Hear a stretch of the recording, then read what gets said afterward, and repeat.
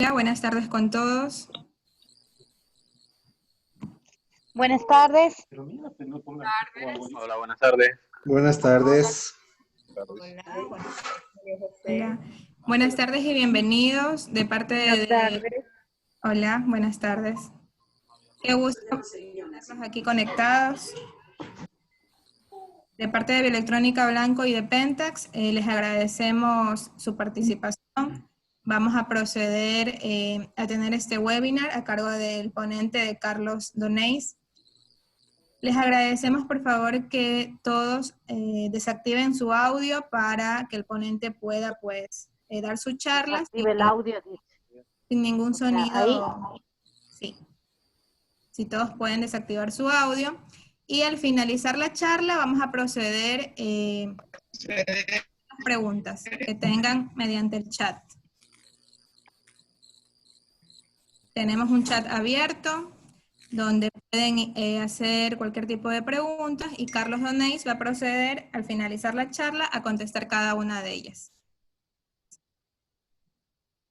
Asimismo, también los invitamos a cualquiera de los participantes que quieran dar su opinión, su sugerencia adicional, pueden hacerlo, pueden activar su audio cuando deseen dar su comentario, que igual también tenemos un espacio para que puedan pues sugerir o dar algo. Y también nuestro chat va a estar abierto para que puedan escribir algún tema adicional para verlo en un webinar futuro y que es de suma importancia para nosotros retroalimentarnos en lo que ustedes pues necesitan saber o tener más conocimiento. De antemano nuevamente les agradecemos y vamos a empezar con el webinar, con Carlos Doneis.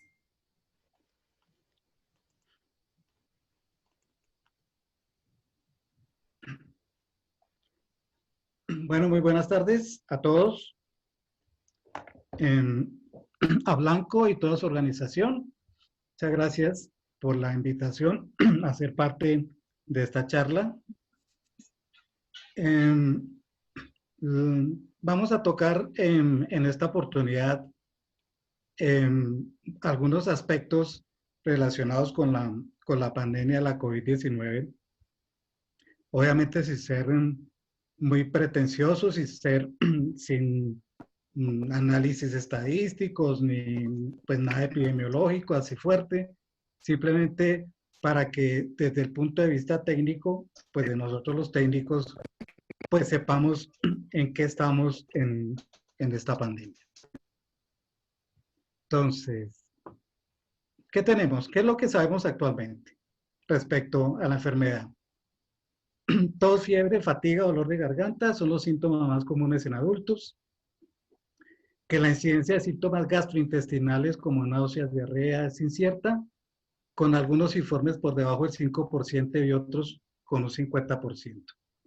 Ahora, esta información es tomada, esta información es muy reciente, está de mayo 15, de la AGA, y ya empezamos a ver en estas publicaciones que hablan de informes entre el 5 y el 50, que es cosas pues terriblemente separadas unas de otras, o sea, porque en realidad con este tema de qué vamos a hacer en endoscopia durante la época de la pandemia, pues hay muchísimo por investigar y muchísimo por escribir.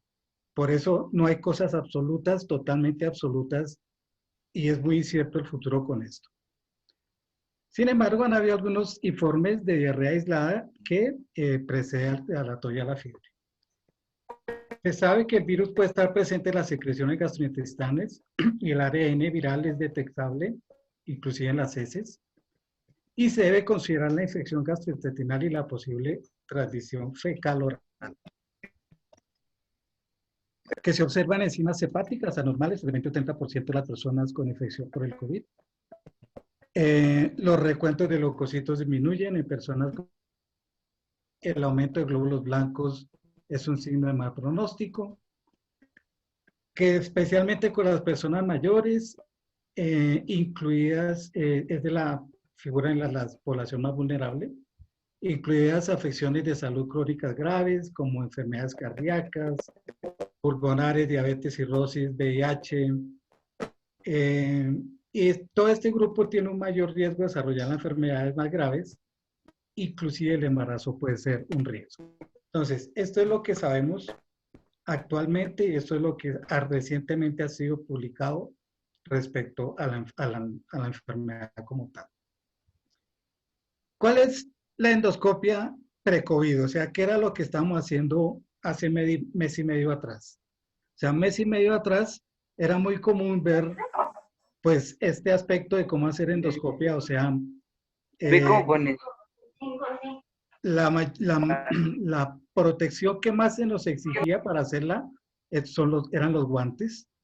En algunos casos especiales, dependiendo de algún tipo de pacientes, eventualmente nos poníamos unas gafas, eventualmente nos cubríamos, pero en general esta era la conducta en todas las salas de endoscopia, en muchas partes, donde tranquilamente se hacían los procedimientos sin mayor énfasis en la protección personal.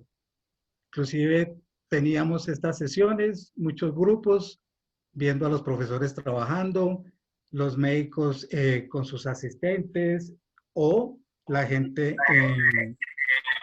haciendo entrevistas a los pacientes sin ninguna, o sea, todos muy tranquilos, todos muy relajados. Eso era la endoscopia hace mes y medio, más o menos.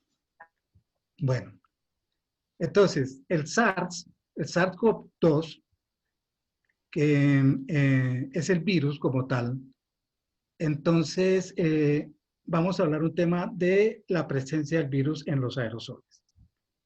Entonces, hasta la fecha, digo abril 27, en esta publicación que salió recientemente de China, que es quizá donde proviene la información más precisa o digamos más actualizada y más concreta en estos momentos.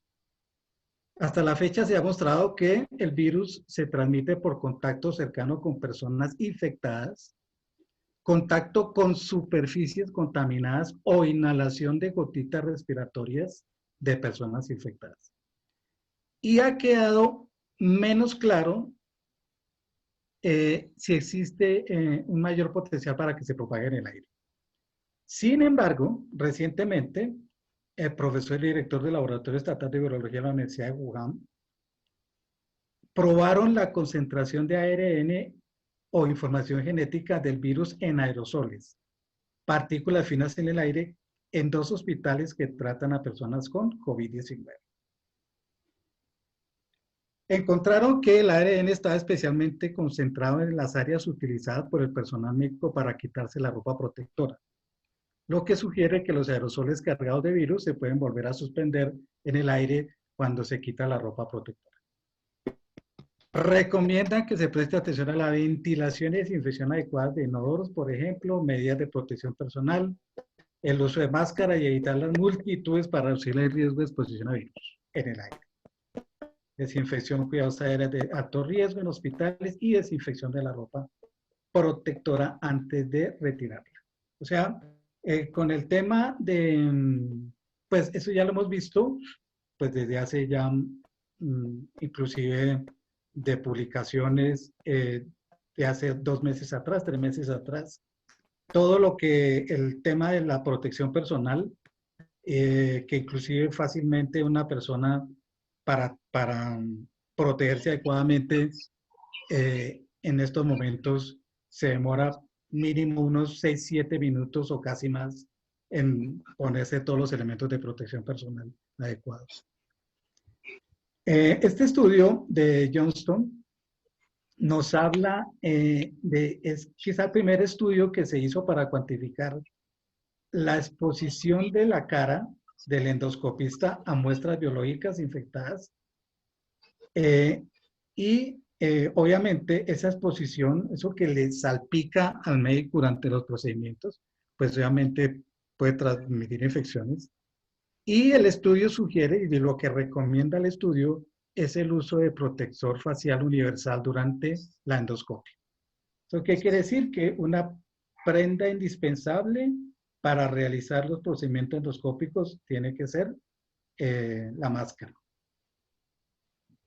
Sin embargo, este estudio de Feldman, este es un estudio que llevaron a cabo, es un estudio con simulación, o sea, donde efectivamente las personas se visten con el traje, con elementos de protección personal, se impregnan de hay unos marcadores fluorescentes, y lo que se hace es entonces simular todo lo que pasa cuando se manipula un paciente o cuando está cerca de un paciente.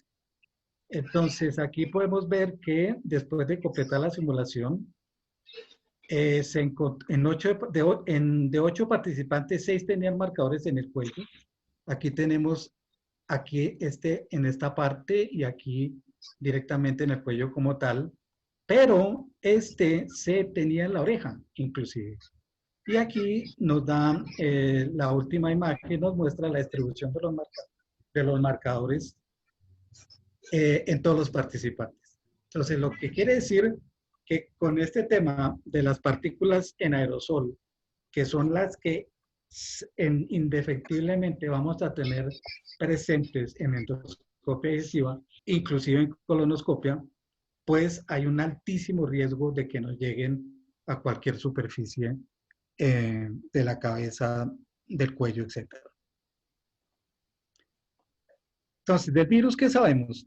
Que el virus es el agente causal de la enfermedad de la COVID-19, que es del tipo ortocoronavirae, descubierto y aislado en Wuhan por primera vez, tras provocar la epidemia de la enfermedad del 2010, en finales de 2019 hasta ahora.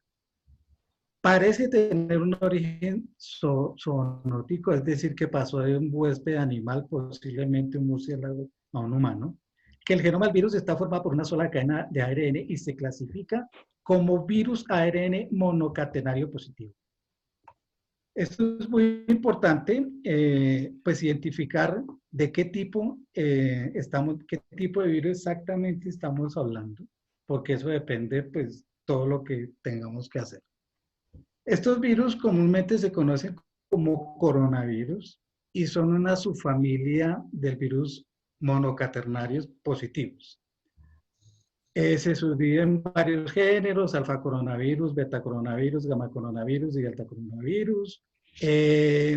Y lo importante es que estos genogrupos tienen una simetría helicoidal con una envoltura. Su material genético es de mayor tamaño entre los virus de ARN y se le llama coronavirus porque tiene las famosas punticas que tienen alrededor de su superficie. Entonces, como decíamos, la enfermedad, la COVID-19, es una enfermedad respiratoria causada por el virus. Y es uno de los 7 coronavirus que pueden infectar a las personas, tales como el SARS, que es el síndrome respiratorio agudo grave, como el MERS, síndrome respiratorio de Oriente Medio. Todas estas familias tienen propiedades físicas y bioquímicas similares y rutas de transmisión comparables. El material genético viral se encuentra envuelto en estructuras proteicas llamadas cápsides. Los virus se dividen en grupos dependiendo si están rodeados de una membrana lipídica externa, o sea, que están envueltos o no, que no están envueltos. Bueno, entonces, la dificultad de eliminar los virus depende del grupo que pertenezcan. Los virus envueltos son más fáciles de eliminar. Por lo tanto, el SARS-CoV-2, el virus responsable de la enfermedad, es un virus envuelto y por lo tanto es de lo más fácil de eliminar. Entonces aquí tenemos una conclusión muy importante, que estamos lidiando con un virus que es muy fácil de eliminar. Bueno, es tan fácil de eliminar que la recomendación que nos hicieron o que nos hace siempre es que en un buen lavado de manos con un jabón que produzca espuma, suficiente espuma es suficiente para acabar con él. ¿Por qué? Porque el jabón disuelve la capa lipídica que tiene el virus y así lo acabamos rápido. Primera conclusión muy importante es que el virus se puede matar fácil, o sea, puede acabar con él fácilmente. Pero el virus es muy persistente en las superficies. Entonces, ¿qué tenemos, por ejemplo? Tenemos esta información de Hadis y otros que nos habla sobre la protección y desinfección de las políticas de protección y desinfección contra el SARS, contra el virus. Nos habla que dependiendo de donde caiga, donde se esparza, donde caigan esas goticas, donde caiga esa tos, ese estornudo del paciente, esa secreción, pues dice que en metal puede durar 5 días, que en vidrio 4 días, que en plástico hasta 9 días. Nos dice que en papel más de 5 días, etc. Los guantes en acero de 2 a 3 días y en cobre más de 4 horas, por ejemplo. Entonces, tenemos información precisa de cómo se comporta el virus sobre la superficie. La Agencia de Protección Ambiental de Estados Unidos, que se llama EPA, recientemente elaboró una lista de los desinfectantes aprobados para ser usados sobre superficies duras, porosas y no porosas contra la COVID. Eso se llama la lista N. Y en esa lista se detalla el número de registros, su ingrediente activo, nombre, compañía, tipo de virus frente al cual es activo, el tiempo necesario de contacto, minutos, tipo de formulación, tipo de superficie, bueno, en realidad todo y cómo se recomienda su uso. La lista tiene 43 páginas y lo que hace más referencia al SARS-CoV-2 está al final, en las últimas páginas, pero en realidad aparecen, como les digo, son 43 hojas. Y lo que nos dice es que los siguientes ingredientes activos hacen parte de algunos de los productos registrados como indicados para desinfección de superficies frente al coronavirus. Entre ellos está el amonio cuaternario, el peróxido de hidrógeno, el ácido peróxido séptico, el isopropanol y hipoclorito de sodio, ácido octanoico, etanol, tritiginelicol, ácido L-láctico, etc. O sea, estos productos son los productos que generalmente usamos o que se usan en los ambientes hospitalarios, en las clínicas, para desinfección de bajo nivel. O sea, son muy comúnmente usados en todas partes. Quiere decir que a mano tenemos el suficiente cantidad de productos de desinfectantes de bajo nivel que pueden acabar con el SARS-CoV-2. Y por eso nos hablan inclusive con lo que se usa para limpiar los pisos en los hospitales, que básicamente es el hipoclorito de sodio, o sea, una dilución de hipoclorito de sodio, pues es suficiente para eso. El tema del alcohol, bueno, quizá es que por esa razón, tanto el hipoclorito como el alcohol es de las cosas que más escasean en estos momentos pues en el mundo. Respecto a los procedimientos que se sugiere durante esta etapa de la pandemia, ahí los documentos lo que dicen es, y varias asociaciones científicas, todos están de acuerdo en que hay unos procedimientos que se pueden hacer, otros que electivamente se pueden hacer y otros que necesariamente se pueden posponer. Pero aquí vamos a hablar de los que sugieren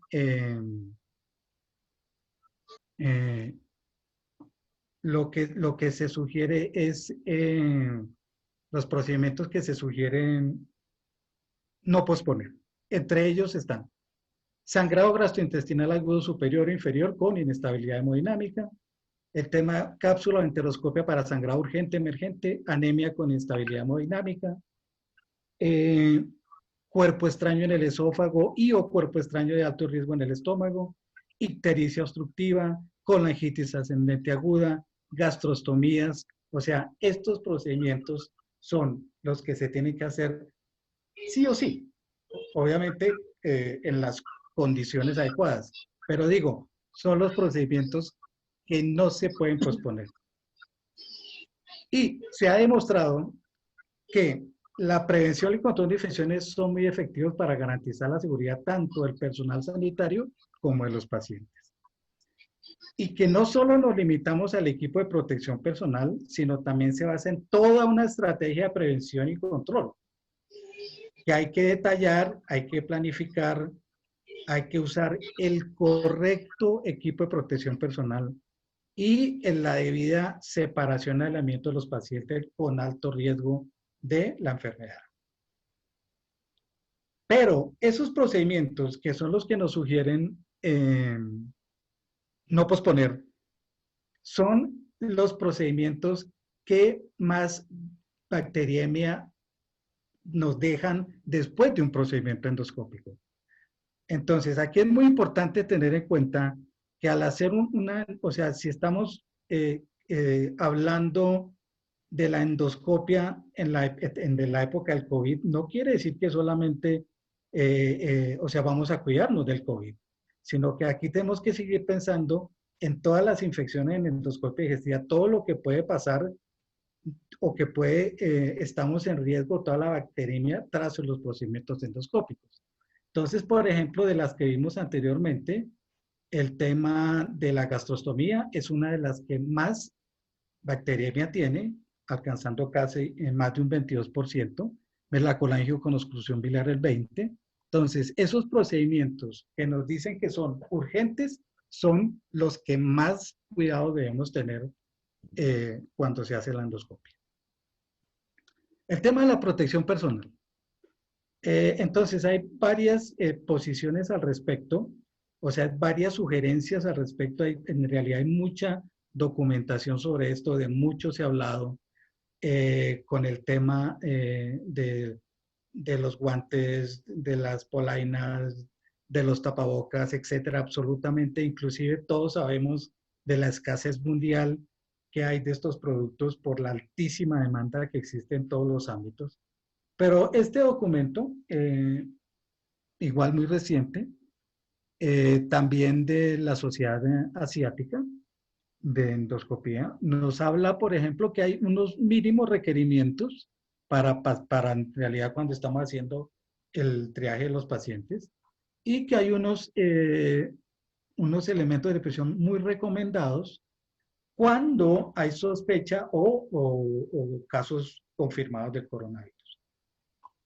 Pero si nosotros miramos la literatura en general, son muchas las variantes, son muchas las maneras, muchas las sugerencias que hacen respecto a eso. Pero quizá aquí lo más importante, y teniendo en cuenta lo que hablábamos ahora anteriormente, el tema de los aerosoles, o sea, yo creo que la protección es mucho más rigurosa. Es la posición respecto al COVID como tal, tanto de la ASG como el CDC. Entonces nos habla de unos elementos de protección que ya, digamos, ya incluyen bastante protección porque es ¿cómo se llama? El delantal impermeable, la máscara quirúrgica, las guantes o máscara, protector de cabello, las polainas. Pero ya cuando hay un poquito más de alta prevalencia, o sería el instrumento, precisamente el que tengo aquí en la invitación, sería el que usaríamos para reprocesar los endoscopios como tal. Entonces ya implica doble guante, por ejemplo, ya implica usar las máscaras N95, la cubierta, o sea, la máscara como tal, inclusive con gafas, o sea, todas estas protecciones. Pero ya cuando se habla de casos confirmados de COVID, la indumentaria es totalmente diferente y eso implica cubrirse absolutamente por todas partes. O sea, el hecho es no dejar que por ninguna parte el más mínimo asomo de piel para evitar que esos aerosoles puedan llegarle o al médico o al auxiliar o la persona que esté con él. El tema de las máscaras. Entonces, este es un estudio de Harvard donde nos habla igual de las políticas de protección y prevención, y nos habla de las máscaras específicamente. Entonces aquí tenemos las máscaras y los otros que ya, esto ya lo llaman más respiradores como tal, más que máscara. Vamos desde la máscara quirúrgica hasta el N100, respirador N100. Y vamos desde un 80% de protección que nos da la máscara quirúrgica a llegar a estos, al N100 que llega al 99, 97. O sea, esto llega a los niveles de un filtro EPA. Aquí tenemos el respirador N95 y ya un 95%. Que si uno se pone a pensar en realidad en términos de protección, pues hay que dar un margen del 5% que, bueno, está bien, podríamos aceptar. Entonces, tenemos que utilizar la máscara adecuada, tal como les decía en este dibujito, pero bueno, hay varios respiradores que podemos usar en estos tiempos. Otro tema que ha salido en estos días es la reutilización de la N95. Bueno, se ha hablado de muchísimas cosas, que meterla en agua, inclusive hay una nota que meterla en Sterrat. Bueno, hay cantidad de cosas. Y esta es la posición oficial de 3M, que es el mayor fabricante mundial de estas máscaras. Y 3M, donde, como vemos, dice, no recomienda, primero, ni el uso del óxido de etileno, debido a la posibilidad de repetir la exposición por inhalación. Y porque el óxido de etileno, si bien es afectado para muchos tipos de dispositivos, pero dado que este respirador no está directamente en línea con la zona de respiración, no se recomienda usar óxido de etileno. Tampoco se recomienda el uso de radiación ionizante debido a la degradación del rendimiento del filtro. Tampoco se recomienda el uso de microondas debido a la fusión del respirador cerca de componentes metálicos. Y tampoco recomienda el uso de altas temperaturas por encima de 375 grados. Por ejemplo, autoclaves. Entonces, mitos. Todo esto se vuelve mitos, se vuelven cosas. Entonces, aquí tenemos que aprender ya tenemos varias enseñanzas. Tenemos que aprender que el virus viene, que puede estar, que viene un aerosol, que tenemos que protegernos absolutamente muy bien y que debemos evitar la reutilización, especialmente los elementos de protección personal. Todo el personal de la unidad de endoscopia debe estar adecuadamente capacitado e informado sobre la estrategia de prevención y control de infecciones para la COVID-19. Esto debe incluir posibles fuentes de contaminación, medidas de higiene, factores de riesgo, uso correcto del equipo de protección e intervenciones como separación, aislamiento, pruebas para pacientes infectados y de alto riesgo.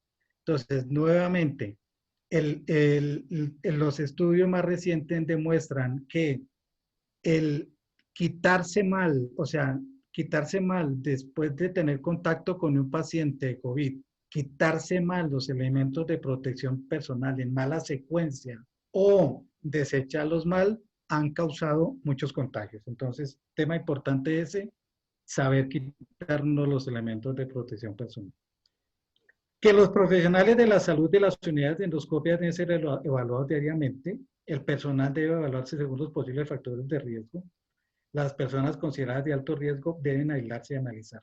Este es otro tema, pues, candente, porque, ok, nosotros tratamos de que en la unidad nos protejamos de la infección, o sea, de los pacientes, de la posible infección traída por los pacientes, pero otra cosa muy importante también es proteger a los pacientes de los profesionales de la salud. Acordémonos nuevamente, pues sin entrar en detalles, que el virus dura hasta 14 días en manifestarse, que estudios recientes hablan que el 47% de los contagios vienen de pacientes asintomáticos. Entonces son temas que tenemos que tener muchísimo en consideración en esta época. Entonces, nuevamente, que siempre que sea posible en pacientes que se consideran de alto riesgo o que se sabe que son positivos, la endoscopia debe realizarse solo si está médicamente indicado y en salas de presión negativa. O sea, todas esas indicaciones que vimos hace unos momentos que no podemos, o sea, que no sé, que siguen haciendo. Entonces sugieren hacerlas en salas de presión negativa, que es una sala de aislamiento de presión negativa que se utiliza para pacientes con infecciones de transmisión aérea, por ejemplo, tuberculosis activa. Y esas salas son manejadas por personal experto, o sea, que conoce muy bien del tema del aislamiento. Si las únicas salas de presión negativa se encuentran fuera de la unidad de endoscopia, se debe garantizar que estas salas estén equipadas adecuadamente para hacer un procedimiento endoscópico. Si no hay salas de presión negativa, la endoscopia debe ser realizada en una sala específica con ventilación adecuada. Otro punto muy importante aquí, el tema de la sala de presión negativa. Si nosotros nos ponemos a pensar y a enumerar cuántas salas de presión negativa para hacer endoscopia hemos visto, o vemos o conocemos, pues yo creo que la respuesta de muchos de nosotros es muy poco. Pero, ¿qué es una sala de presión negativa? O sea, hay habitaciones de presión negativa, las habitaciones para aislar a los pacientes, pues como dice el documento, es una cosa, porque es diferente tener una habitación que tiene un baño y que tiene un área específica donde nos cambiamos para entrar. Aquí estamos hablando de que podríamos adecuar una de las salas de la unidad de endoscopia, podríamos volverla de presión negativa. ¿Qué significa eso? Que para que esto funcione bien, la puerta debería ser permanentemente cerrada, que deberíamos garantizar la entrada de aire limpio a la sala y que deberíamos expulsar por otro sitio de la sala, posiblemente abriendo un agujero en la pared, no sé, la manera de extraer ese aire hacia el exterior a través de un filtro EPA. El filtro EPA es un recogedor de partículas de alta eficiencia. Entonces, ¿qué debemos garantizar? Que haya 12 intercambios de aire para que efectivamente esas partículas, el virus efectivamente salga de la sala, se filtre en el filtro EPA, obviamente no sale al exterior, el exterior no sale contaminado, pero eso es una sala de procedimiento de presión negativa. Entonces es posible que podamos adecuar una sala de la institución o no sé, donde trabajemos para que sea con presión negativa. Claro, esto debería hacerlo pues un profesional que conozca el tema de esto. Pero digo yo, no es necesariamente una habitación de aislamiento. No, necesitamos una sala con presión negativa para realizar procedimientos endoscópicos. ¿Qué nos dice? Bueno, aquí, perdón, ¿qué es lo que dice la norma entonces? Nos dice que si garantizamos los 2 intercambios de áreas, yo podría reutilizar la sala después de 30 minutos de desinfectada. ¿Qué quiere decir eso? Que terminamos la endoscopia, retiramos el paciente, nos salimos nosotros, o sea, pues el equipo sale a desinfección y entra la gente encargada de desinfectar equipos y toda la sala. Después de que esta gente termine de desinfectarla, el siguiente paciente entraría a los 30 minutos. Esa es la idea, teniendo una sala con presión negativa. Este estudio, que también es de reciente publicación, que nos habla sobre las vías de transmisión del virus, y esto es de la Organización Mundial de la Salud, nos dice que la detección del virus del COVID-19 en partículas de aerosol hasta 3 horas después de la nebulización no refleja los entornos clínicos en los que practican procedimientos que generan aerosoles, puesto que el aerosol lo utilizan en el estudio se generó experimentalmente. ¿Qué quiere decir esto? Que en este estudio del New England Journal of Medicine se habla de la estabilidad del virus del COVID-2 del SARS-2 y el SARS-CoV-1 en superficies y como aerosoles. Entonces el estudio lo que dice es que, el virus permanece hasta 3 o más horas suspendido en el aire. O sea que se demora, técnicamente hablando, que el virus se demoraría en caer hasta 3 horas al piso. Sí, Quiere creo. decir eso, que si yo no tengo una sala de presión negativa, solo podría usar la sala de endoscopia a 3 horas después de que hice la endoscopia, agregándole otro contenido complicado al tema de hacer las endoscopias. Porque si ya con una sala de presión negativa ya tengo que esperar más o menos 45 minutos para hacer un procedimiento, si no tengo la sala de presión negativa, ¿cuánto tendría que esperar? Pues el estudio de 3 horas está un poquito desvirtuado, pero porque no hay más estudios. Tenemos que esperar entonces que en los próximos días salga algún estudio donde nos diga efectivamente cuánto permanece el virus en el aire antes de caer al piso, para que así podamos tener una mejor idea cómo podemos reutilizar una sala de endoscopia si no tiene presión negativa.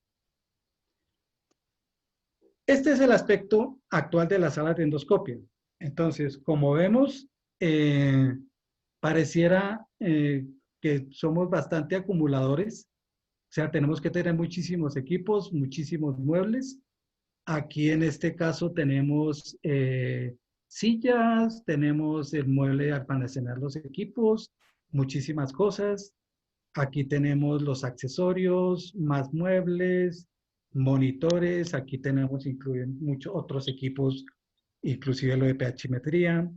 Aquí tenemos inclusive el generador de reportes dentro de la sala, madera, etc. O sea, este es el aspecto actual de las salas de endoscopia. Entonces, imagínense, aquí tenemos que pensar entonces, si nosotros tenemos que usar estas salas en estos días y después tenemos que terminar una endoscopia y tiene que entrar alguien a desinfectar absolutamente todo, díganme ustedes cuánto tiempo se demoraría alguien en desinfectar todo lo que hay aquí presente. Entonces, otro aspecto a tener en cuenta. Tenemos que tener salas muy mínimas, o sea, solo los equipos mínimos necesarios para hacer un procedimiento. De manera que cuando terminemos se evacúe el paciente y sea muy fácil, o sea, y más sencillo de desinfectar todos los equipos y limpiar la sala antes de traer al nuevo paciente. Entonces, esta es la posición de la que nos habla la sociedad europea, y nos dice que durante la situación actual de la mayoría de los países, solo el personal de endoscopia esencial y completamente capacitado debe estar presente en los casos de endoscopia, todos utilizando conjunto completo de protección personal. Entonces, ¿qué quiere decir aquí? Pues si tenemos que tener el anestesia, pues sería posiblemente el anestesiólogo y su técnico. Pero no entran los residentes, no entra nadie más, no entran los fellows. Si hay gente en entrenamiento, tampoco va a entrar. O sea, solamente la persona, la menor cantidad de gente, y por favor que las salas sean con la mínima cantidad de equipos. Aquí tendrías que hacer un comentario acerca de las superficies de contacto. ¿Por qué? Porque hay muchas superficies de contacto que son visualmente limpias y pueden estar contaminadas. Si uno mira alrededor de la sala de endoscopia, encuentra teclados, pantallas táctiles, interruptores de luz, teléfonos, camillas, flujómetros, manijas de cajones, etc.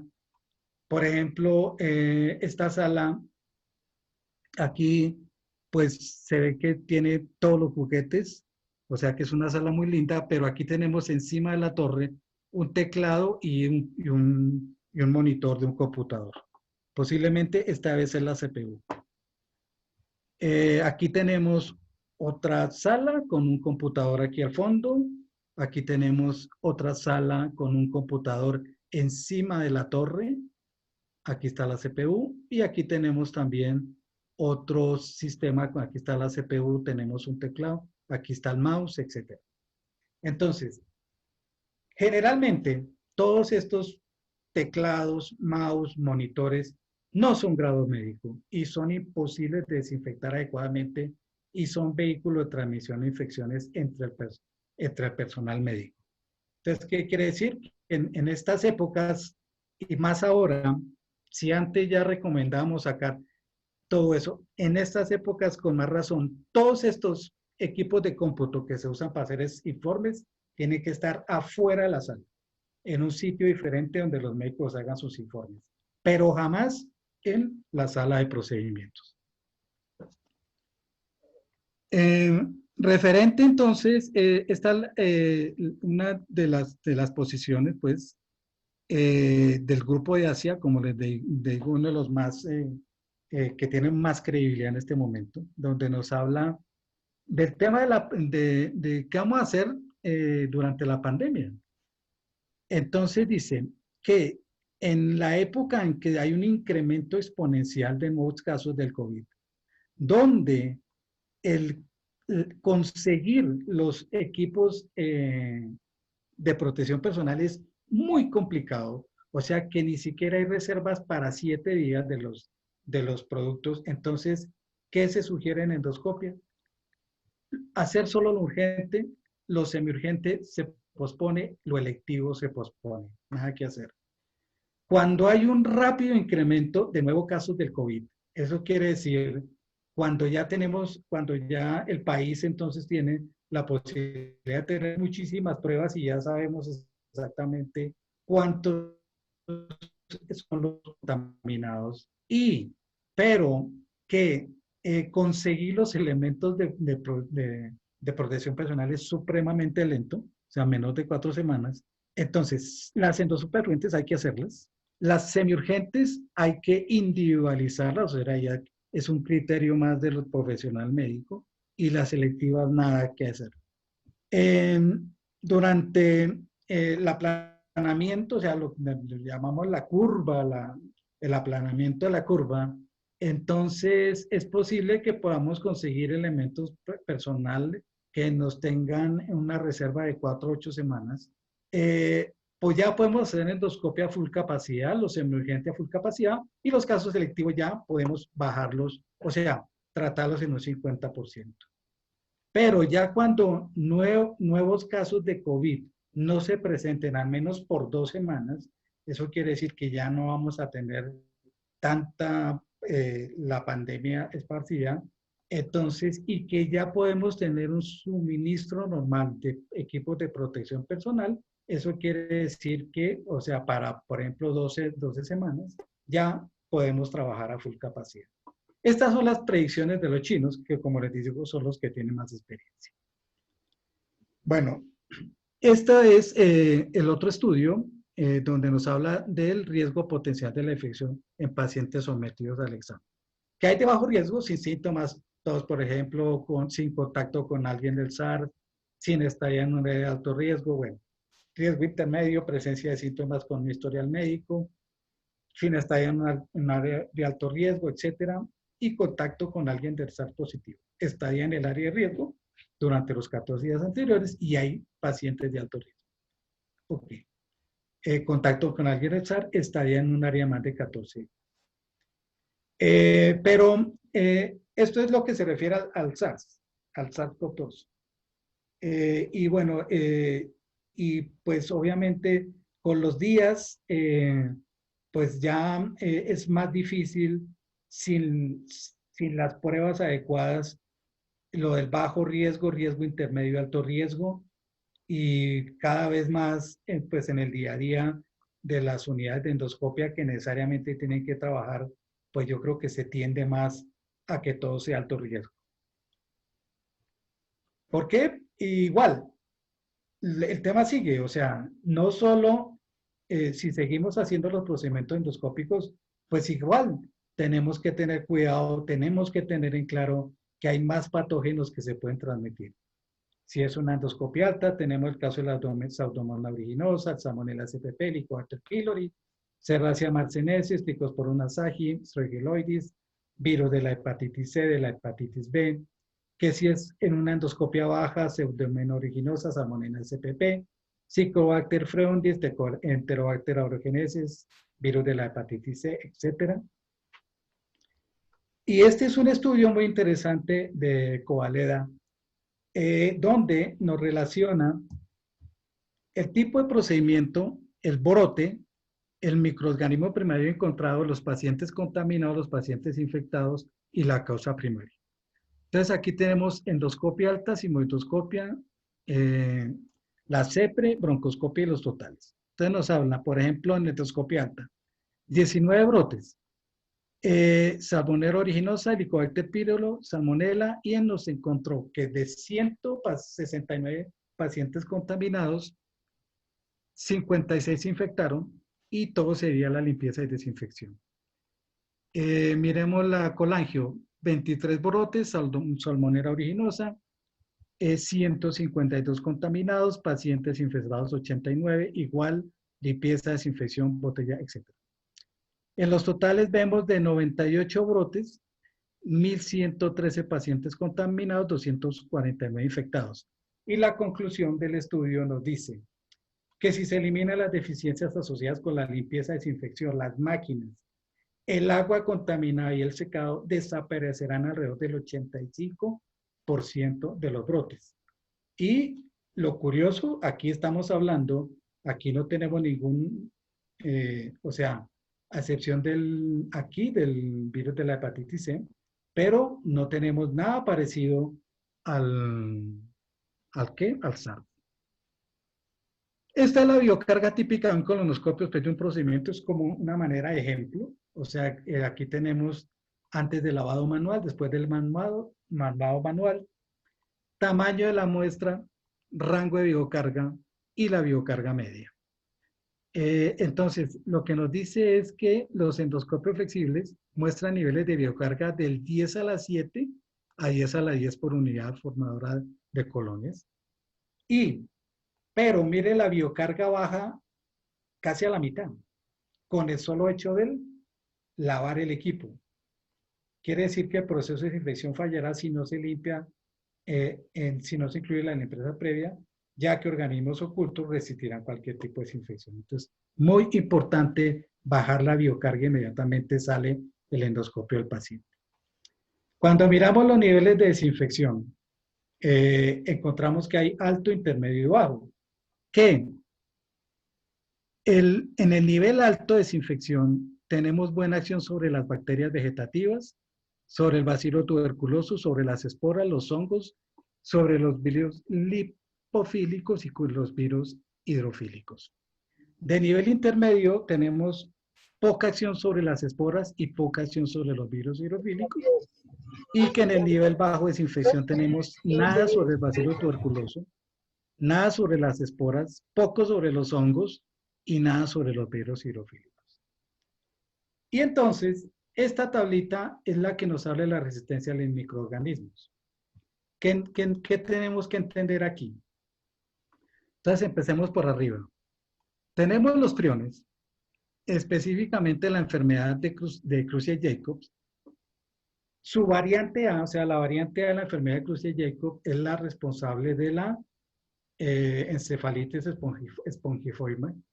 ¿Y qué quiere decir eso? Que cuando hay una contaminación con priones, todo lo que tenga contacto tiene que ser una esterilización especial, que significa autoclave, altísimas temperaturas y durante mucho tiempo. ¿Qué quiere decir eso? Que un endoscopio no resistiría ese tipo de esterilización especial. Entonces, la norma, por ejemplo, nos dice que en el caso de los priones, sí, tenemos que hacerle una endoscopia a un paciente con esa condición, pues el equipo que se utilice inmediatamente tiene que ser incinerado. En el caso de las esporas bacterianas, pues tenemos como por ejemplo el Clostridium difficile o el perfringens o el Cryptosporidium, tenemos la opción de la esterilización. En endoscopia, ¿cuál sería? El óxido de etileno, por ejemplo. Ya cuando hablamos de Mycobacterium, el tuberculosis o el Chelonae, ya hay suficiente con la desinfección tanto a nivel. Pero aquí encontramos ya virus no lipídicos como el poliovirus, el que produce el polio, o el rinovirus de resfriado común, hongos como la Candida albicans o el Aspergillus o el Tryposporium fungus, que es suficiente con desinfección intermedia.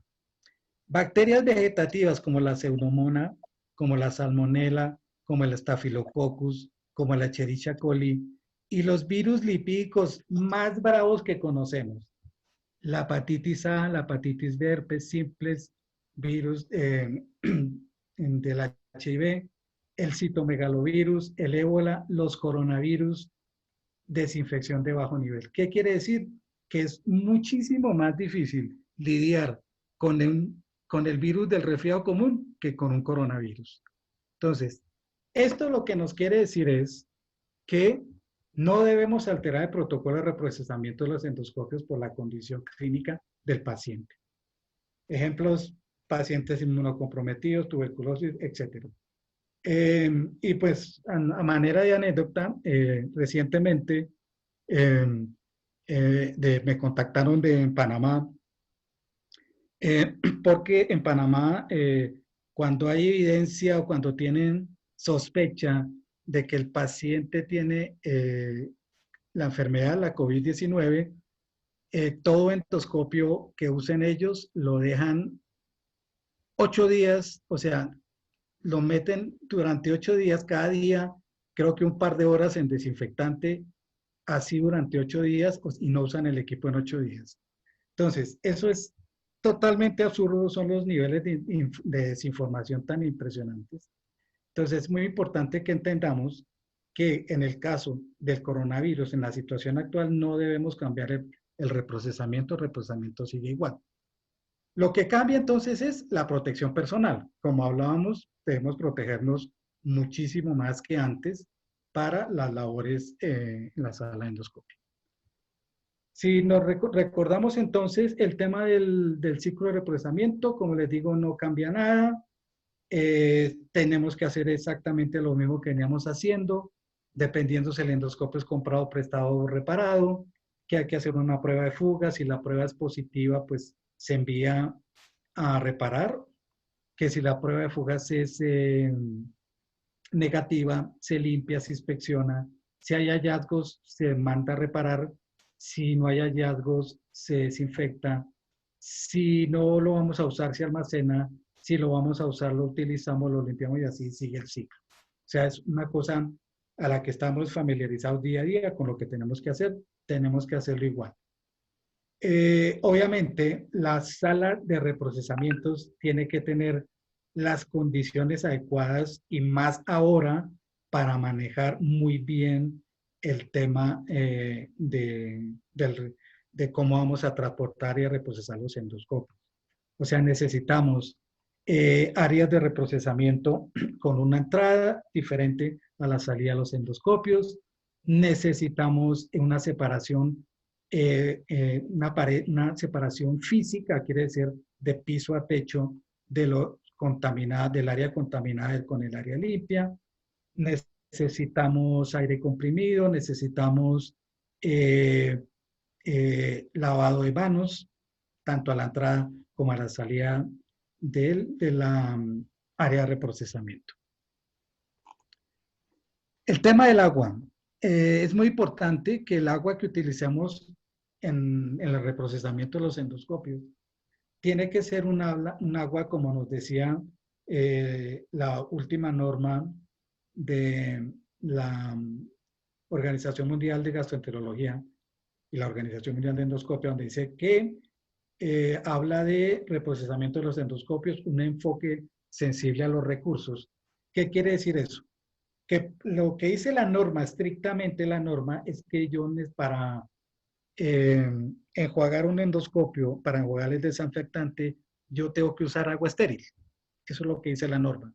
Pero en la Organización Mundial de Endoscopia y de Gastroenterología saca esta publicación hace unos años, donde nos habla de que nos da un enfoque sensible a los recursos.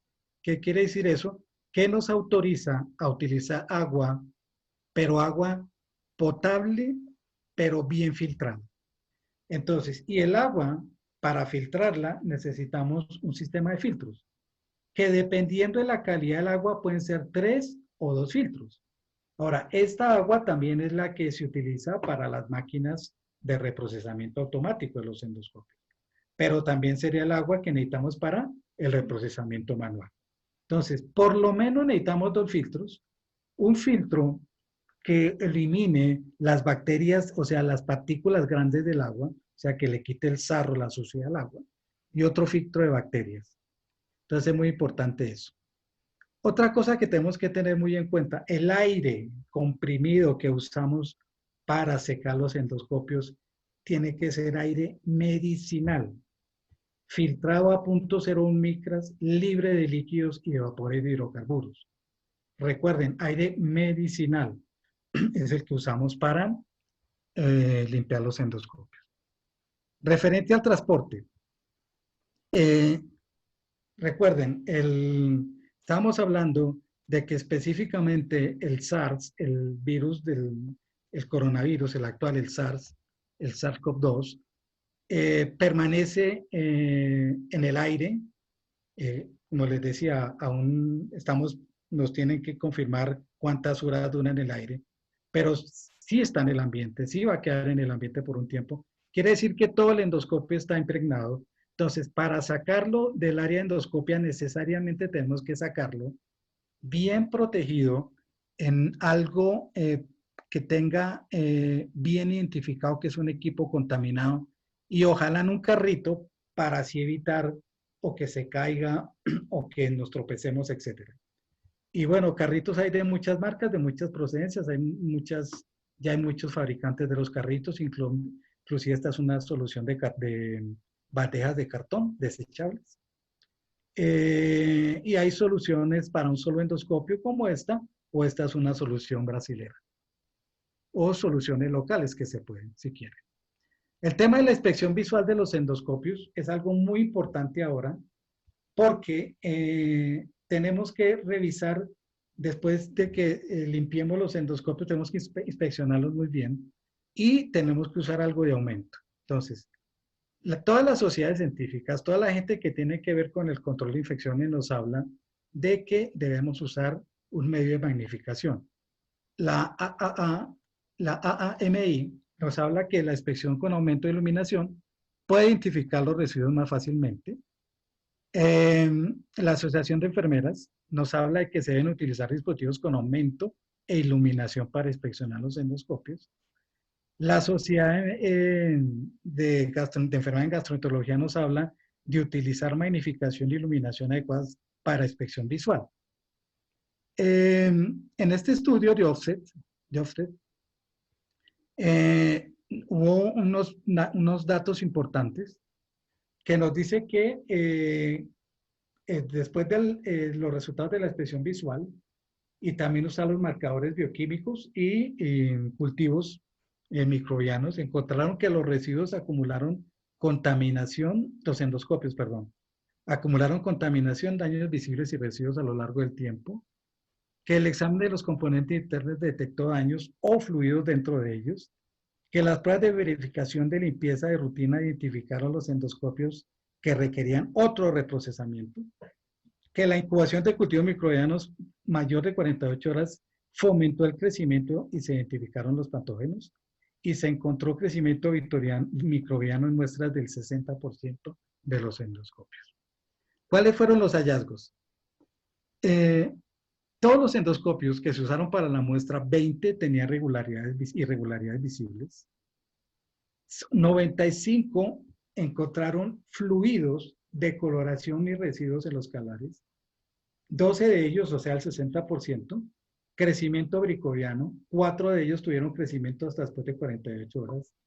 Los niveles de ATP fueron más altos para los gastros que para los colonos, cosa que pues puede sonar, generalmente uno piensa que por la mayor carga que tiene los colonos podría ser diferente, pero mire que los niveles de ATP fueron mayores en los gastros y que el 85% de los endoscopios requirieron repararse después de los hallazgos.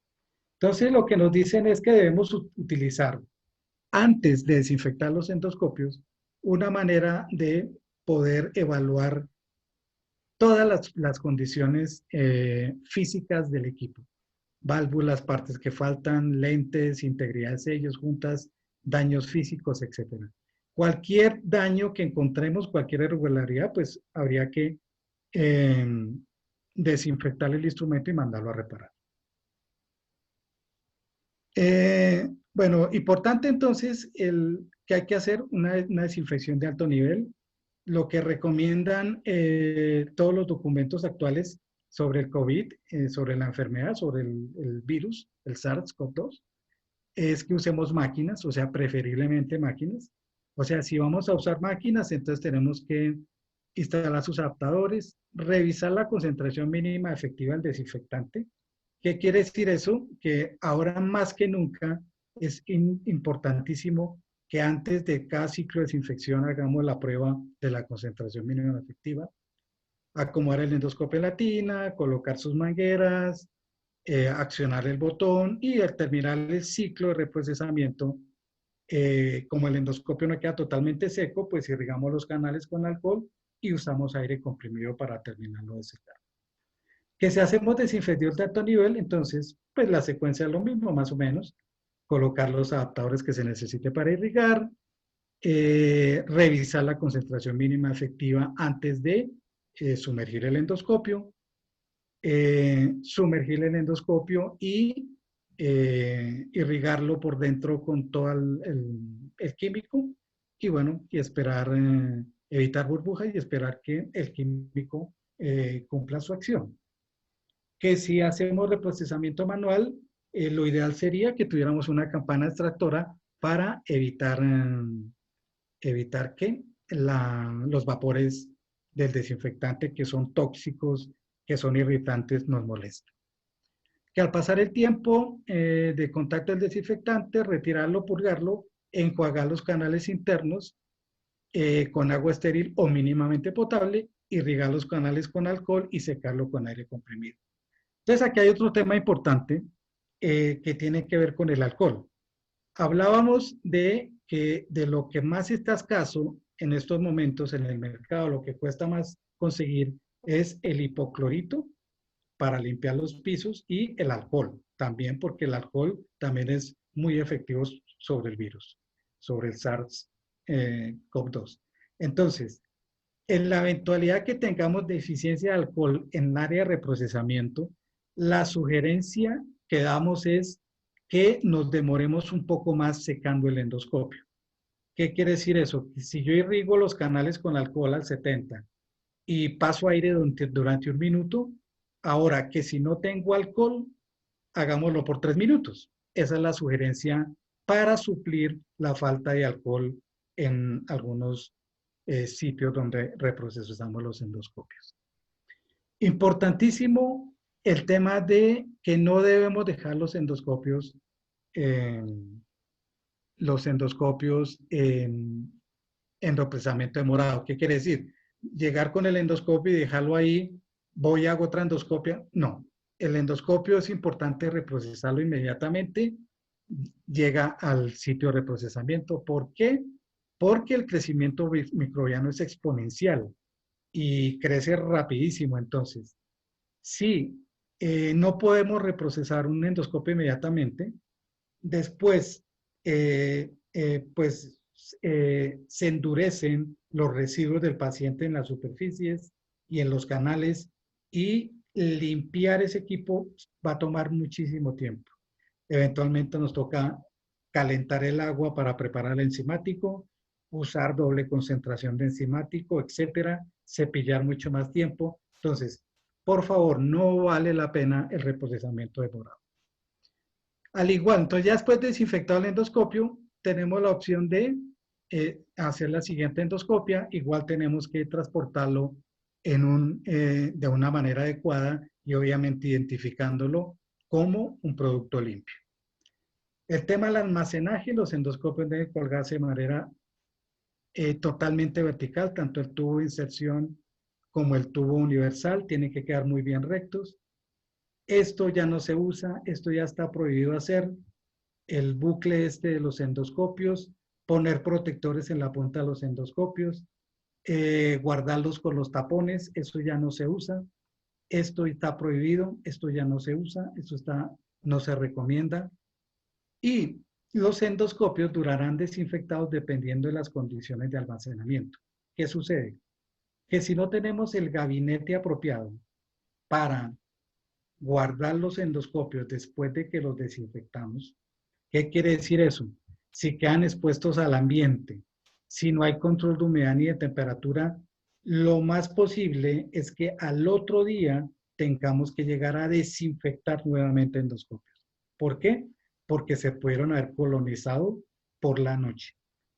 ¿Qué quiere decir eso? Que ahora lo que debemos pensar es tener gabinetes especialmente diseñados para mantener los endoscopios desinfectados. Hay gabinetes de estos que inclusive nos mantienen la desinfección por más de 20 días. Hay muchas marcas, hay muchas procedencias, o sea, pero existen. Hay unos verticales, hay otros horizontales. Muchos de ellos tienen la posibilidad de mantener presurizado, o sea, pasándole aire por dentro al endoscopio todo el tiempo. Estos gabinetes tienen filtro EPA, tienen control de temperatura, algunos tienen luz ultravioleta, bueno, etcétera. Inclusive hay algunos que nos dan el registro de que el endoscopio está totalmente desinfectado. Más gabinetes, diferentes marcas, como les digo, con los conectores para mantener irrigado aire. Finalmente, dado el estado del pandémico actual del COVID, o sea, para esta fecha, para hoy día, puede ser razonable, de acuerdo con la situación local, que todos los pacientes sean considerados de alto riesgo por infección de COVID y se deban tomar las medidas adecuadas para proteger a los profesionales de la salud. ¿Qué quiere decir esto? Estamos en cuarentena. Estamos en cuarentena. La cantidad de pruebas no son las suficientes para todos nosotros. Si a mí me recetan me piden una endoscopia, pues afortunadamente, pues todavía soy asintomático, o sea, yo no tengo nada, pero como decíamos, el 43% de las infecciones, de los contagios son por pacientes asintomáticos. Uno va a la unidad de endoscopia y es posible que si uno tenga el virus y es asintomático y contagie a los de allá, o que alguno del personal de la endoscopia que también es asintomático lo contagie a uno. Entonces, el tema cambia todos los días y radicalmente. Entonces, es posible, ya en un webinario que asistí ayer en Brasil, en Brasil, ya se hablaba de que es posible que tendremos que considerar a todos los pacientes que llegan a la unidad infectados.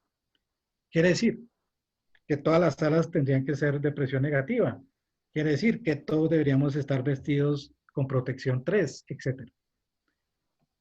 Entonces, en las diferentes fases de la pandemia, en función de los factores epidemiológicos, las pruebas de inmunidad y potencial, pues ahí vamos a ver entonces cómo cambia el riesgo de alto a bajo para esas cuestiones.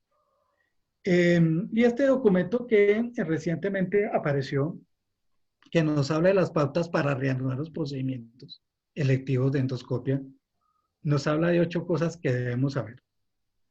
Entonces, que los centros de endoscopia pueden reanudar los procedimientos electivos una vez que la nueva tasa de diagnóstico de COVID se estabilice durante al menos 14 días y las autoridades estatales y locales lo permitan la reapertura. Que los centros deben reprogramar a los pacientes por nivel de urgencia.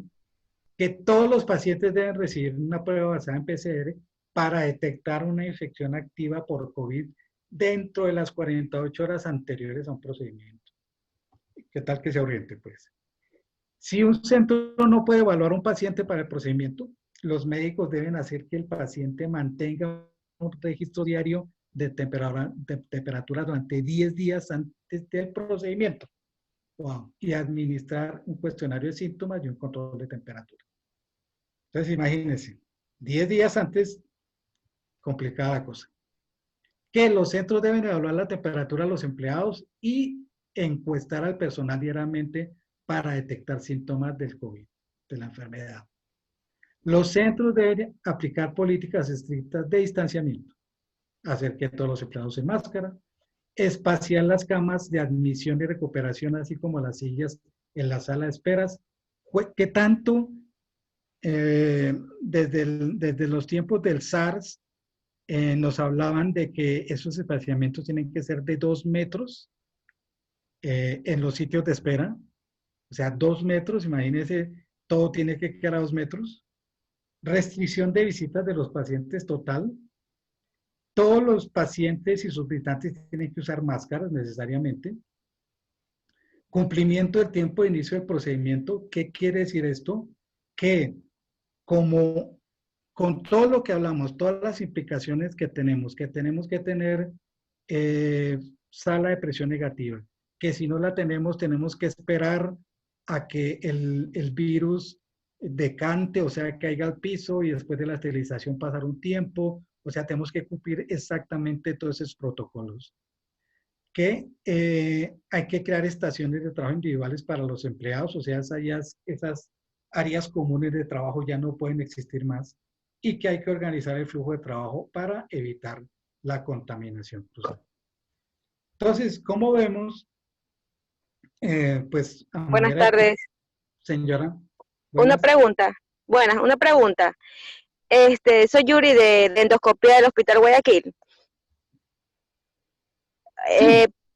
Sí, ayúdenme en algo. Digamos, el tiempo que se reprocesa el equipo va a ser siempre el mismo. O sea, los 10 minutos no hay que aumentarle nada. O sea, el mismo tiempo. Bueno, el tiempo de reprocesamiento obviamente depende del desinfectante y enzimático. Desinfectante, exacto. Pero no cambia, es el mismo, idéntico. No cambia. Ok. Esa era mi pregunta, gracias. Entonces, todos los empleados clínicos deben ponerse equipo de protección personal, los endoscopios deben limpiarse normalmente, seguido de una desinfección de alto nivel. Y los endoscopios, con endoscopia alta, los centros deben evitar la intubación endotraqueal de rutina y en su lugar deben considerar el uso de oxígeno suplementario administrado por una máscara. Bueno, y además de esto, todo lo que se ha propuesto... Hola. ¿Sí? Hola, Carlito. Señora. Hola, Carlito, te habla Pilar de Solca, Guayaquil. Carlito, ¿Cómo estás, Pilarcita? Una pregunta. ¿Es aconsejable por cada procedimiento retirarse la mascarilla? O sea, totalmente cambiarse todo el vestuario. Sí. ¿Por cada procedimiento?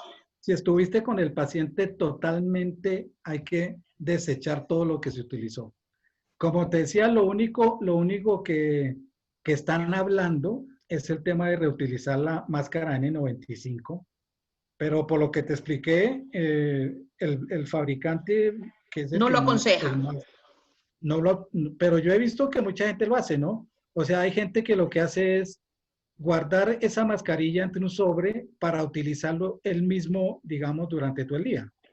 Pero como yo creo que eso obedece más a todas las cuestiones locales que estamos haciendo, porque estamos haciendo muchas cosas locales. Por ejemplo, hay gente que se ha inventado unas cabinas de acrílico para ponerle encima al paciente, por un agujero entra el endoscopio, por otro agujero entra en las manos del auxiliar o de la enfermera. Últimamente vi que en Tokio, por ejemplo, están cubriendo todo con plástico, todo lo de la sala.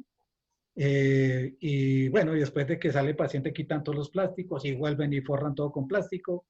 Entonces, todo esto, como te digo, todo el mundo está inventando y tratando de hacer algo mientras terminamos de saber y de conocer qué vamos a hacer con esta enfermedad y qué vamos a hacer con este virus. ¿Sí? Gracias, Carlito. Gracias por la información. Bueno, mano. Entonces, pues eso era mi charla de hoy, lo que les quería comentar. Y estoy ya pues a disposición en lo que pueda comentarles. Bueno, vamos a mirar entonces. Hola, ¿me escucha? Sí, señor. ¿Cómo estás, Carlos? Te habla el doctor Nostroza de Manaví. Nos vimos ahí en el Endo, en Río de Janeiro. ¿Cómo va? Unas dudas que podemos para ver si coincidimos. Hay unas guías ahora que salieron ahora justamente el 3 de abril de la Asociación Americana, en la cual ya dentro del reprocesamiento incluye en la prelimpieza un trapo de alcohol al 70%, después la absorción del detergente enzimático, como se lo hacía anteriormente, después ponerlo en una cuba con ácido acético al 0.2 a 0.35%, y luego de esto seguir todo el ciclo normal del reprocesamiento que todos acá conocemos. Esa es una pregunta, porque veo que han añadido estas dos situaciones. La otra situación, bueno, que estamos muy claros, eso el almacenamiento, que usted lo dijo, es verdad. Lamentablemente casi nadie lo tiene, esto va a aumentar los costos y hay que hacerlo, porque por el tema de bioseguridad. El tema de esterilización de los endoscopios es algo que venimos luchando no solamente desde ahora, sino que lo venimos luchando, yo creo que desde antes de esto de COVID y mucho antes. No sé si todos los hacen, pero el tema depende de cada fabricante. Pentax, no sé, porque anteriormente recomendaban el óxido etileno a cierta temperatura, pero por lo menos una vez al mes. Ahora con esta situación, el tema de la esterilización del endoscopio, si realmente hablo de Pentax, si tiene alguna bioseguridad para la fibra, para el endoscopio, por el tema de los costos, porque en todos los hospitales estamos igual, que no hay muchos tubos. Entonces, esa es una situación. La otra situación es el tema de los infectólogos, la verificación por infectología de los tubos. El tema es que los infectólogos se forman a nivel mundial de una manera amplia, pero no específica como para el tema de endoscopio. Entonces, nosotros nos quedamos cortos y creo que a nivel mundial cada vez que voy de un lado a otro lo pregunto. Creo que muchas veces pasa lo mismo y son pocos los centros que realmente tienen una verificación por infectología, que siempre ha sido importante, y más aún, Carlos, en estos momentos, mucho más. Ahora, el tema es muy bueno esto del tema o sea, lo que hablábamos de que todos los pacientes son positivos, hay que verlos como positivos, y a todos hay que vestirlos, yo creo que con traje de un lugar rojo de COVID. Entonces, yo pienso que ante esa situación, el tema de que nos pasa en Ecuador, y creo que pasa en algunos lugares, es el tema de las pruebas. Más que todo, las pruebas por PCR, no tanto las pruebas rápidas, porque las pruebas rápidas por ahí tienen un poquito la sensibilidad y especificidad no está tan buena. Pero el tema de la PCR también, no todos los países lo cuentan, no podemos hacer en masa. Ante esa situación es verdad, eso el tema de la temperatura de los 10 días, la encuesta, es verdad, eso es algo que lo pueden hacer, pero también hay que ver hasta qué cierto punto es verdad el paciente, porque yo les digo algo, y ustedes todos aquí creo que van a estar de acuerdo. En el avión, cuando uno va y viene y dice, ¿usted tiene fiebre? No, no tengo fiebre, ¿tiene tos? No. Y uno ve que pone que no es tos y viene atrás tosiendo, que parece que tiene una tuberculosis y se le salen los pulmones.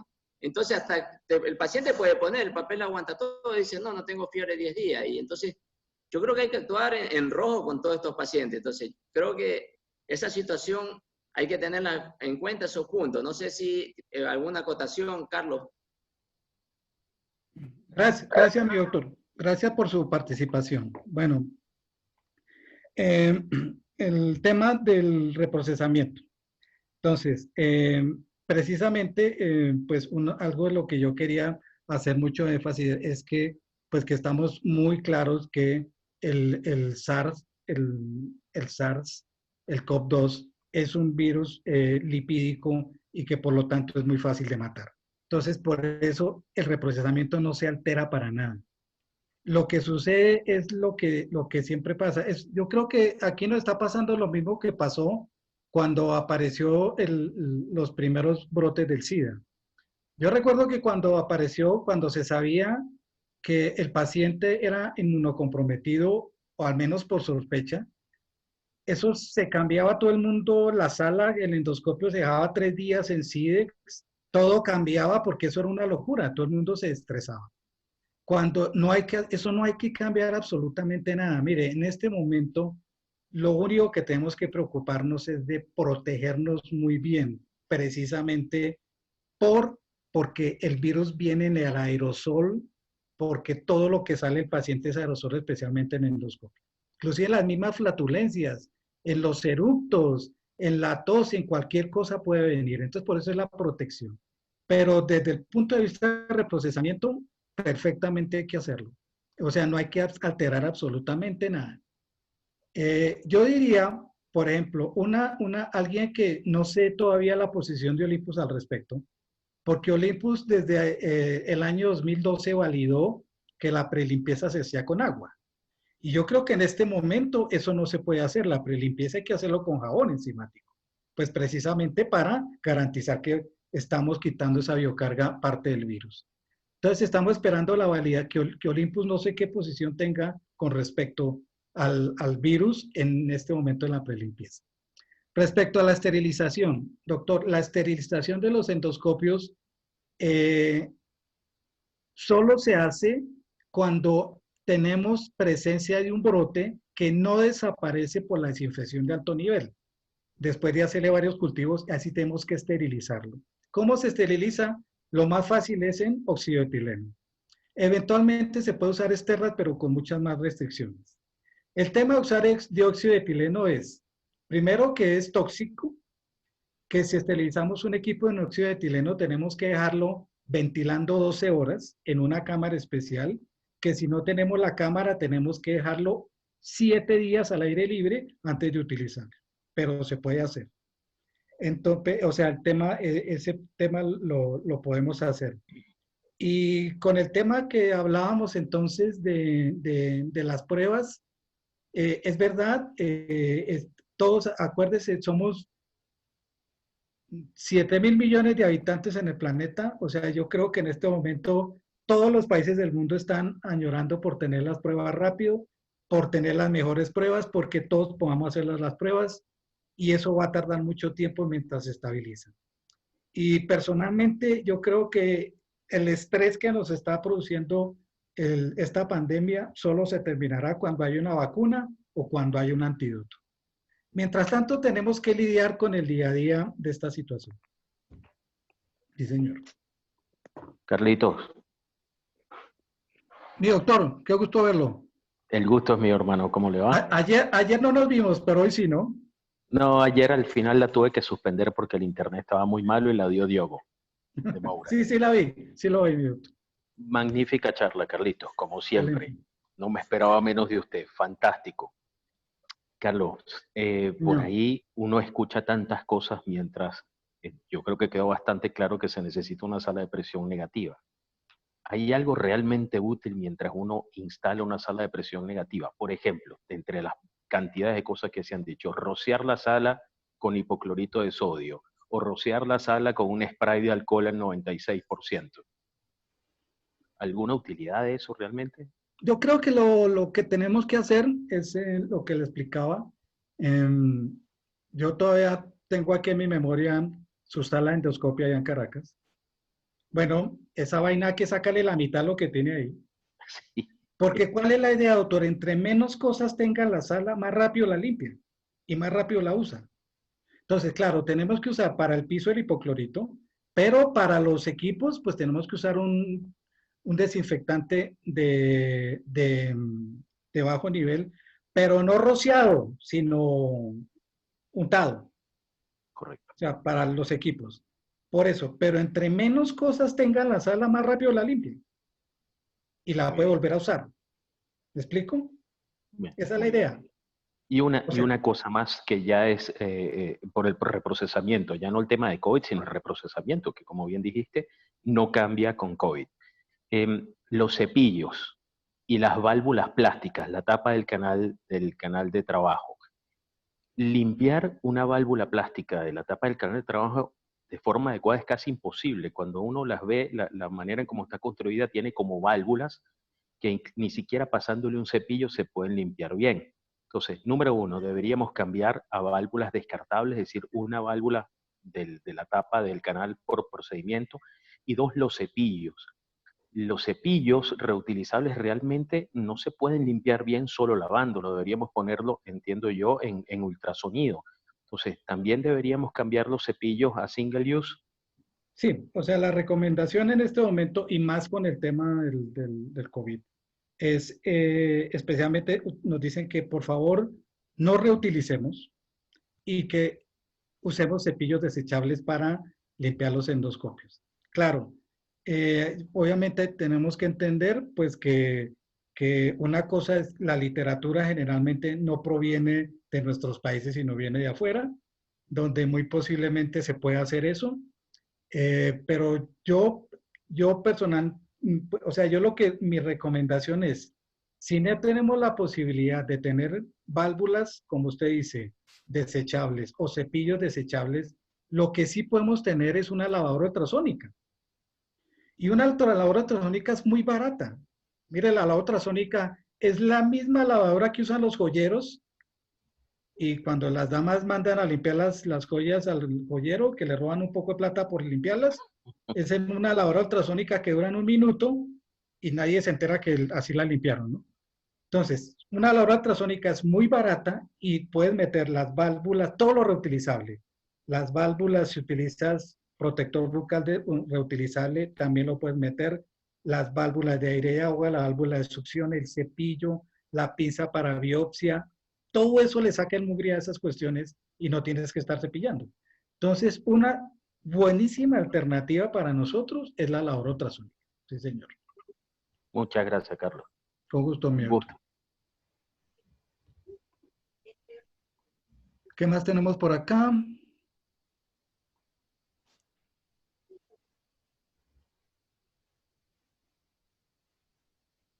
No sé, sobre el tema de los gabinetes. Sí, en realidad, a ver, ¿qué es lo que sabemos? ¿Qué es lo que sabemos con certeza? Lo que sabemos con certeza es que después de que desinfectamos un endoscopio y lo metemos en un mueble que no tenga ni control de temperatura, ni control de humedad, ni filtro EPA, se va a contaminar muy pronto. Contaminar en el sentido de que va a haber algún crecimiento bacteriano. Y por eso lo que nos dicen es que debemos usar un gabinete que tenga control de humedad y temperatura y que tenga filtro EPA. Bueno, entre más sofisticado mejor. Para eso es lo único que nos garantiza que los endoscopios permanecen desinfectados muchos días. ¿Qué es lo que sucede? El tema es que si no tenemos ese gabinete, tendríamos que llegar por la mañana a desinfectar todo nuevamente. Eso es lo que dice la norma. Eso es lo que dicen los estudios. Ahora, ¿qué tipo de gabinete? Pues eso depende del presupuesto. Aquí en Colombia, por ejemplo, en muchas instituciones los mandan a fabricar localmente.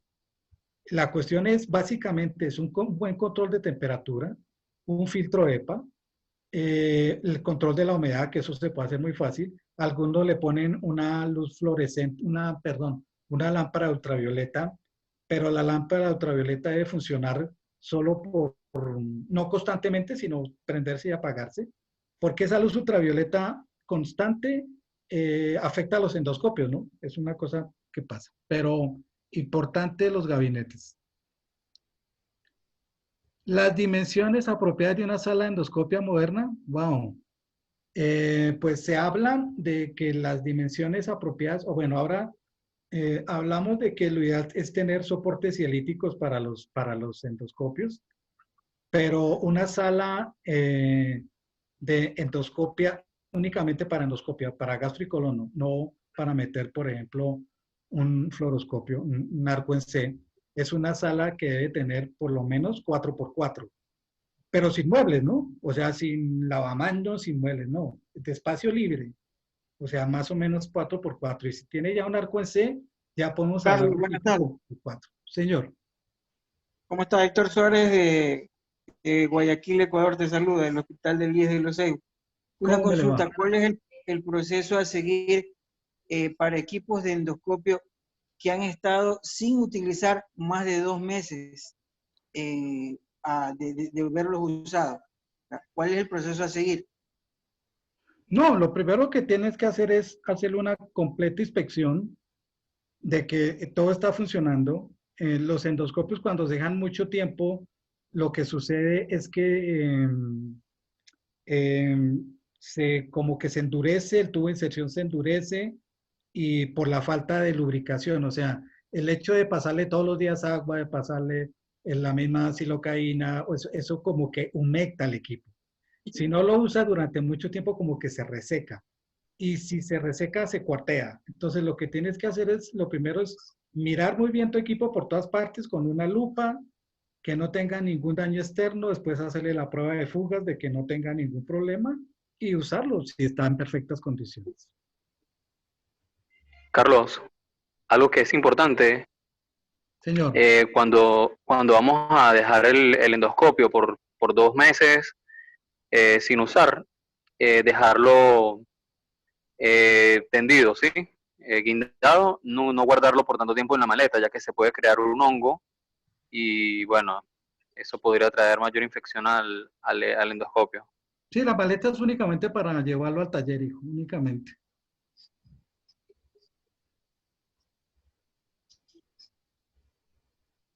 Muy buenas tardes, una consulta. Patricia Cayancela le saluda, de acá de Quito. Quisiera saber si a la hora de esterilizar el endoscopio, ¿no se daña el lente del endoscopio? No, lo que sucede con la esterilización, o sea, cuando esterilizamos un endoscopio, bien sea en óxido etileno o bien sea en Sterrat, para los endoscopios que permite el fabricante hacerlo, el tema es que empiezan a pasar unos daños cosméticos, pero generalmente son en el tubo de inserción. ¿Qué quiere decir eso? Que si un endoscopio se somete a óxido etileno o a Sterrat, es muy probable que antes de 100 ciclos haya que repararlo, o sea, hay que cambiar el tubo de inserción. Pero los lentes no sufren de ninguna manera. Otra cosa que pasa es que se puede desprender la pintura en algunos endoscopios, o sea que el endoscopio sale como sin pintura en algunas partes metálicas, pero se llaman daños cosméticos, que esos daños cosméticos, si se esteriliza mucho el equipo, se vuelven daños permanentes y hay que reparar el equipo.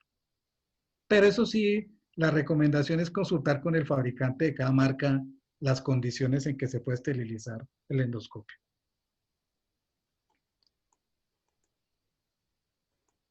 Aquí muchas gracias. Me pregunta que si el caso de no tener una sala con presión negativa, ¿se podría realizar los procedimientos de 30 a 45 minutos? Bueno, eso era lo que hablábamos. El tema, en lo que hablábamos específicamente es que el único estudio que hay nos habla de que el SARS, o sea, el virus, permanece 3 horas en el aire. Entonces, quiere decir que yo tengo que esperar, si no tengo una sala de presión negativa, tendría que esperar 3 horas a que el virus caiga al piso, desinfectar la sala y después esperar otros 30 minutos para usarla de nuevo. Eso me daría más o menos 4 horas. Pero como les digo, eso es solo un estudio y el estudio se hizo simplemente esparciendo el virus, pero con una máquina, no fue un paciente. Entonces, por eso es que dice la Organización Panamericana de la Salud que no es concluyente. Pero lo que sí sabemos es que el virus permanece en el aire. ¿Cuánto? No sé. Pero yo creo que lo importante en este momento es, como les dije, no es una habitación de presión negativa. Recuerden, la habitación de presión negativa se utiliza para los pacientes que están comprometidos, muy infectados, llámese de tuberculosis, llámese SARS, cualquier otra cosa. Lo que estamos hablando es que necesitamos que una de las salas sea de presión negativa. ¿Qué quiere decir? Que por un lado le entre el aire limpio y que por un roto en la pared con un filtro EPA salga el aire sucio para afuera. Eso es lo que necesitamos, eso se llama presión negativa. Y yo creo que en muchas instituciones se va a poder hacer. Claro, hay que consultarle a la gente de mantenimiento. Pero creo que la solución más rápida es volver una de nuestras salas de presión negativa. Como les digo, que por un lado entre el aire limpio y por el otro salga a la calle el aire filtrado. Sí, señora. Entonces, ¿se podría hacer las endoscopías y las colonoscopías en un quirófano? Pero, o sea, sería que deberíamos de asignar un solo quirófano para hacer procedimientos endoscópicos y colonoscópicos. Eso también es una cuestión, pero acuérdate que si nos vamos para el quirófano, ya tendrías que entonces someterte a las políticas del quirófano. No sé si qué tanto te obliguen a que te dejen desinfectar los equipos y no esterilizarlos para usarlos dentro del área estéril, ¿no? Ahí sí tendrías que dialogar con la gente de cirugía a ver qué opinan de eso, la gente de control de infecciones, porque técnicamente hablando, todo lo que entra al quirófano tiene que estar estéril. Claro, aunque muchas veces en los quirófanos hay muchas cosas que se desinfectan, a veces los telescopios, a veces los cistoscopios se desinfectan, no se esterilizan, es posible, pero eso es un protocolo que tendrías que establecer con la gente de control de infecciones y la gente del quirófano en la institución.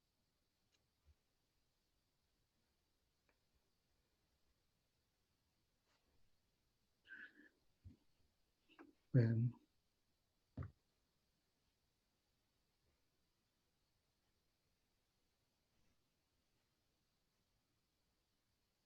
Sí, doctor Barrio, totalmente de acuerdo.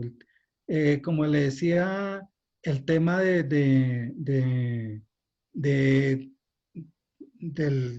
el tema de los pacientes asintomáticos, el tema de la temperatura, en realidad, eso nos hace cambiar, esto es un paradigma, o sea, tenemos que cambiar todo. Yo personalmente soy de las personas de los que piensa que en honor a proteger a los pacientes sanos y a proteger al personal de la salud de las instituciones, sería lo más recomendable es que por el momento consideremos a todos los pacientes infectados.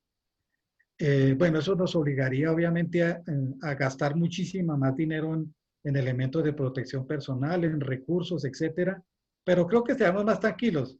Mire, aquí en Colombia, por ejemplo, las últimas semanas, ya llevamos 48 profesionales de la salud muertos. Por el tema que se contagiaron, llevamos 7 clínicas cerradas porque todo su personal se infectó, se contaminó. O sea, esto es absurdo, esto no tiene sentido si permitimos que la gente asintomática se vaya a las clínicas y también si permitimos que los profesionales de la salud contaminados vayan a sus casas o se monten un bus o vayan a hacer mercado. No tiene sentido. O sea, entonces sí, yo creo que hay que atender mucho más las recomendaciones de tomar más precauciones con la gente. Sí, señor.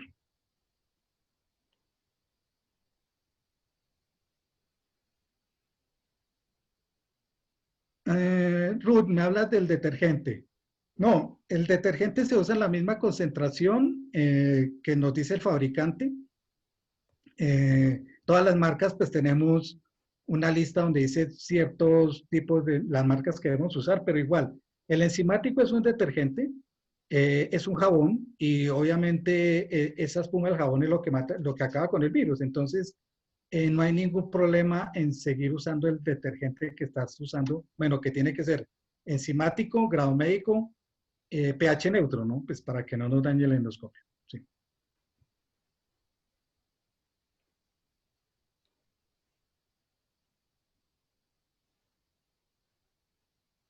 Buenas Bueno, tardes. señor, Buenas tardes. Paul Cañar le saluda desde acá de Cuenca. ¿cómo le va? Tengo una pregunta. Bien tenemos conocimiento que el Virco es un desinfectante virucida de alto espectro que viene en su presentación granulada. Entonces, en cuanto a la sala después de hacer un procedimiento endoscópico a un paciente con COVID positivo, entonces, ¿cómo podremos usar o es ideal usar el Virco para desinfectar toda la Perdón, sala donde se realizó el procedimiento? disculpa, no conozco el producto, pero si me regalas a mi email o me lo puedes anotar ahora aquí en el chat, el nombre del producto y tu email, consigo toda la información para dártela, porque en este momento no conozco el producto. Ah, bueno, esa era mi inquietud. Pero Entonces ya le coméntame, hago llegar. por favor. Sí, señor. Gracias. Buenas tardes. Es que ya no me veo.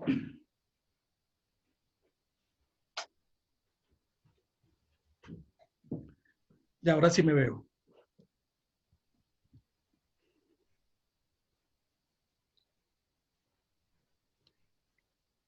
Bueno, ¿qué más tenemos por acá? Tenemos la protección del paciente. Entonces, bueno, lo que dice la norma es que todos los pacientes mínimo tienen que entrar al procedimiento con tapabocas y con guantes. Eso es lo que dice, lo que nos dice actualmente la norma. Pero, como les digo, todavía seguimos debatiendo si es de bajo riesgo, si es de medio riesgo, si tiene la prueba, si no tiene la prueba, que si nos hizo la encuesta, que los 14 días, etcétera. Entonces, yo, por eso, nos falta información. O sea, francamente, nos falta más información para tomar decisiones más a fondo de lo que vamos a hacer en el futuro en las salas de endoscopio.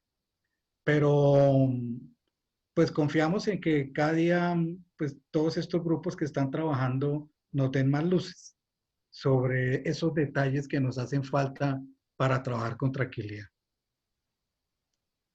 Carlos, para despejar un poco la duda, antes el doctor de Cuenca que hablaba del Virco, bueno, el Virco es venía en sobre y eso se lo utilizaba hace como unos 12, 15 años, incluso un poquito más. Era un detergente enzimático, sino que era de los primeros detergentes. Pues realmente el Virco no está recomendado en estos momentos, incluso ya está en su desuso. Incluso hubo una época quisieron introducirlo como detergente también en las endoscopías. Y te digo, eso en el 2008 se vieron muchos casos que te dañaba toda la fibra. Te la pelaba la fibra en menos de 6 meses, ya no tenía fibra, no tenía número, no se veía nada por fuera. Entonces, es un detergente, y la duda del doctor, es un detergente que se usaba antes, pero realmente está un poco en desuso, pero sí sirve para el tema de las superficies, para el tema de desinfección. Todavía en algunos lugares se lo sigue utilizando. Realmente, o sea, no digo que no sirva en su totalidad, pero sí de todas maneras suma algo como para la desinfección. Mire, gracias, doctor. Gracias por la ilustración. Bueno, aquí me preguntan sobre las leyes, ahora sobre flujos de espacios, etcétera. Bueno, en realidad, la implementación, eso de las duchas y eso, pues no lo conozco. O sea, lo que sí nos dicen es que debe haber un área en la sala de endoscopia donde el personal se pueda cambiar, o sea, poner los elementos de protección personal y después para desecharlos adecuadamente. O sea, esa área sí debe existir. Pero no he oído, o sea, o no he leído, discúlpame, de pronto es más falta de estudio mío acerca de si hay que ducharse el personal. Pero bueno, voy a estudiarlo y le aviso con mucho gusto.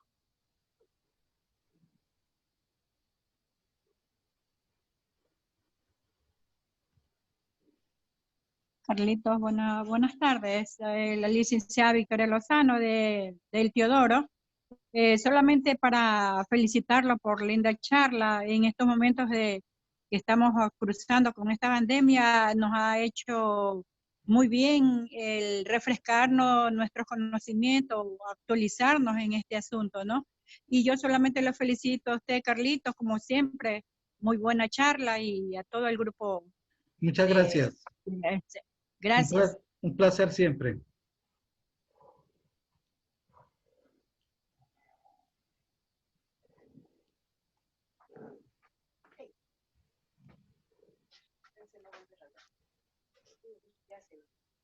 Bueno, ya la jefe María José nos dice que damos por terminada nuestra sesión de hoy.